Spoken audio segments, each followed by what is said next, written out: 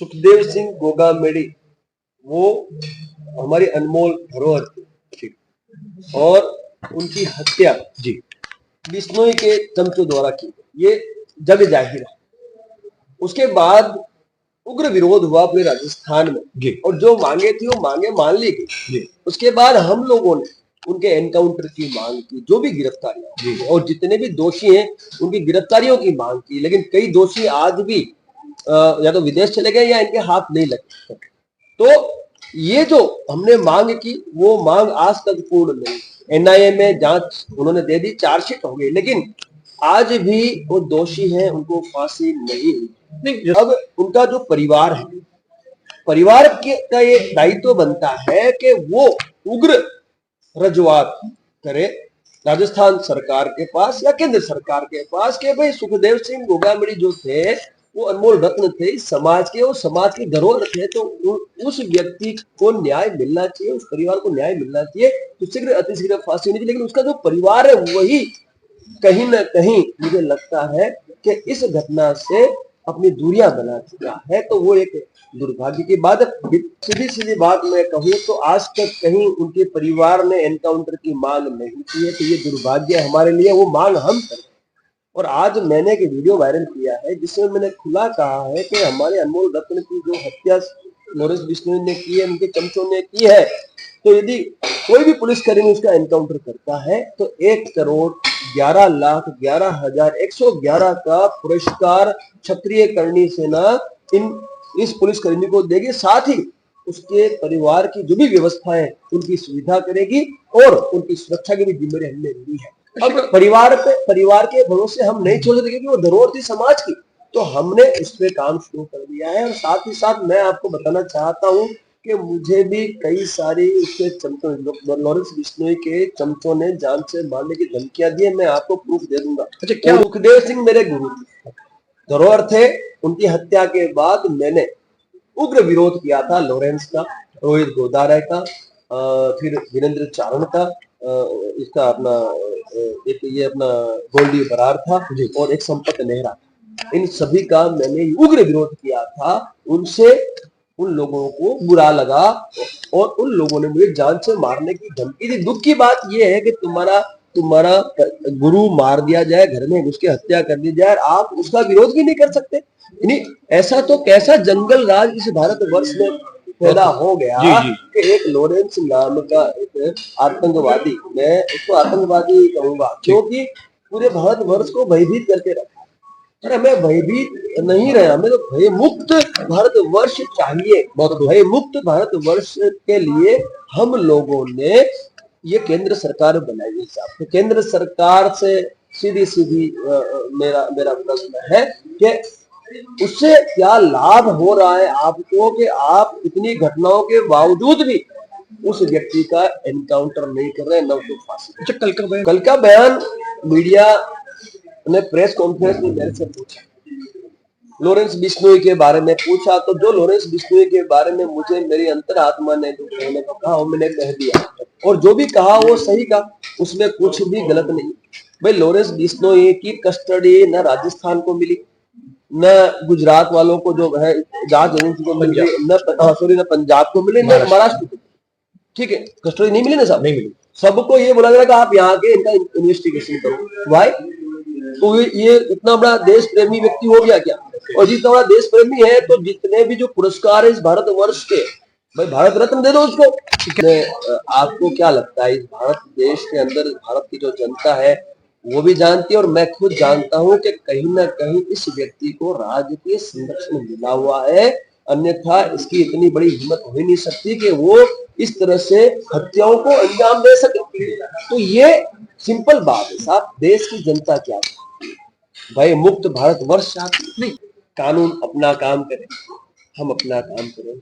यदि लॉरेंस बिश्नोई भय का माहौल पैदा करता है इस भारतवर्ष में, तो मैं भी इस भारत का एक नागरिक हूँ और मेरा भी दायित्व बनता है कि मैं कुछ ऐसा करूं कि ये भारत देश की जो जनता है वो भय मुक्त हो सके।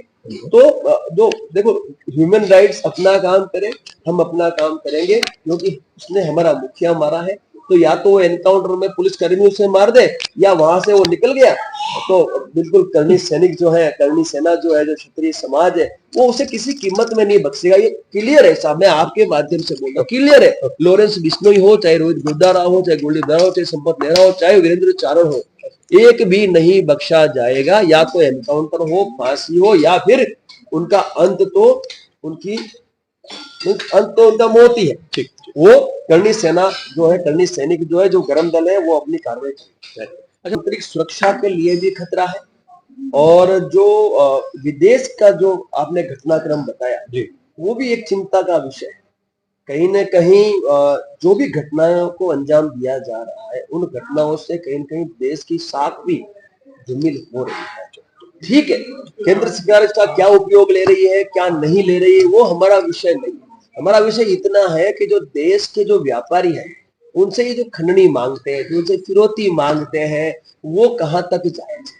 अच्छा, मेरे पास अभी 10 दिन पहले एक वीडियो आया जी, इसने गुजरात की जेल से वीडियो कॉल करके खंडनी मांग रहा है। तो इतना तो कितना बड़ा संरक्षण इसको गुजरात सरकार या केंद्र सरकार ने दे रखा है कि ये वीडियो कॉल करा, जबकि गुजरात की जो जेल है वो तो सबसे ज्यादा स्ट्रिक्ट जेल बताई जाती है। तो सब बड़ा ही रहस्य है इनके अंदर, और रहस्य को उजागर करने का काम मीडिया कर सकती है। साहब मैं तो बोलता हूँ अमित शाह को पकड़ो, साहब नरेंद्र मोदी जी को पकड़ो से, आप जाते क्यों नहीं हो? इतनी बड़ी मीडिया लेके बैठे हो, आप लोग जाइए और उनसे प्रश्न पूछिए कि तो इतना आपसे इससे क्या लाभ आपको मिल रहा है कि इस व्यक्ति का ना आप एनकाउंटर कर रहे हैं और ये व्यक्ति खुले आम आतंक मचा रहा है अपने भारतवर्ष में, इतनी हत्याएं कर रहा है, तो इन पे आप एक्शन क्यों नहीं ले रहे? ऐसा है सर, मर्डर होता है सर, मर्डर होता है जी। बाबा सिद्दीकी हो, चाहे फिर सिद्धू सिद्धू कामिड़ी हो, चाहे फिर सिद्धू मुझसे, अच्छा हत्या होगी साहब। संविधान से देश कानून बना हुआ है, ठीक है, संविधान बना हुआ है, तो ये न्यायपालिका क्या फिर बैठ के मक्खियां पारेगी? यदि ये जो गैंगस्टर्स हैं यही यदि ये न्याय इस तरह से हत्या करके दिलवाएंगे तो ये क्या करेंगे? इसका यदि कोई दोषी है तो उसके लिए न्यायपालिका बनी हुई है। तो सर ये ऐसे लोग हैं, ये ऐसी गैंगे हैं, ये ऐसे चमचे हैं इनके, जिनको कानून का डर नहीं है, तो उनको गिरफ्तारी करने से फायदा क्या? उनका सीधा एनकाउंटर हो साहब, सीधी बात है, गिरफ्तारी करो, उनका इंट्रोगेशन करो, इन्फॉर्मेशन करो, उसको गोली मारो। मैं क्या बोल रहा हूँ सर, आप समझिए ट्रायल क्यों नहीं चल रहा है, ये भी एक बहुत बड़ा विषय है। ट्रायल चलना चाहिए, क्यों नहीं चल रहा ट्रायल भाई? आपने क्यों ट्रायल रोके रखा है? तो सब समझिए, ये सब सरकार चाहे न तो 2 मिनट में एक्शन होता है। मेरा वो कंसर्न है कि ये जो एक भय का माहौल पैदा हुआ है भारतवर्ष की जनता में, वो भय का माहौल खत्म होना चाहिए, उसके लिए सरकार को कदम उठाना चाहिए। ये दुर्भाग्य है इस भारतवर्ष का। इस भारतवर्ष में कहीं न कहीं राजकीय किन्नाखोरी के तहत ये इस तरह से धार्मिक जो सौहार्द है उसको बिगाड़ने की कोशिश की जा रही है। डोन होता है, क्या हिंदू, क्या मुस्लिम, क्या सिख, क्या ईसाई, ठीक है भाई, डोन होता है, और वो जो अपनी गतिविधियां हैं वो अंजाम देता है, और वो जो करता है वो उसका भागीदार भी होता है।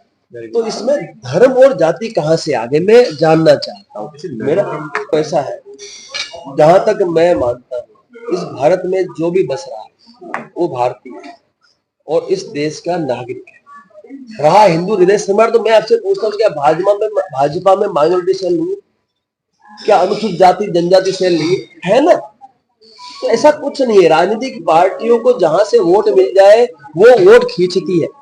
उनके लिए हिंदू हृदय सम्राट, मुस्लिम हृदय सम्राट, ये चीजें मायने नहीं रखती है। उनके तो मायने रखते हैं कि वोट कहां से आ रहे हैं, तो वो वोट के लिए कुछ भी करते हैं साहब। तो ये राजनीतिक पार्टियां हैं, इनको भावनाओं से कोई लेना देना नहीं है, इनको किसी की हत्या हो जाए तो भी कोई लेना देना नहीं है। इनको तो अपनी कुर्सी बचाने से मतलब है, और उसके लिए वो किसी भी हद तक जाते हैं। जिस तरह से ये लॉरेंस का उपयोग हो रहा है, समझिए उसको आज हिंदू डॉन के तौर पर प्रोजेक्ट किया जा रहा है। तो सर मैं आपसे पूछना चाहता हूँ कि जो डॉन होगा, जो देश प्रेमी डॉन होगा, क्या उसको हत्या लाइसेंस दे दिया गया? जी, तो ये तो बर्दाश्त नहीं होगा। आज देखो साहब, आज सुखदेव सिंह को मारा, पहले उससे पहले सिद्धू मुसेवाला को मारा, फिर आपने बाबा सिद्दीकी को मारा, कल ये आपको मेरे को भी मारेगा। देखो धमकी दी हुई है ना सर, मेरे को जान कितनी धमकी, कितनी जान। तो मैं बोला भाई तू मार ले आके, भाई मेरे पास तो सुरक्षा भी नहीं दी सरकार ने, हमने सुरक्षा की मांग की, सुरक्षा के लिए उन्होंने मना कर दिया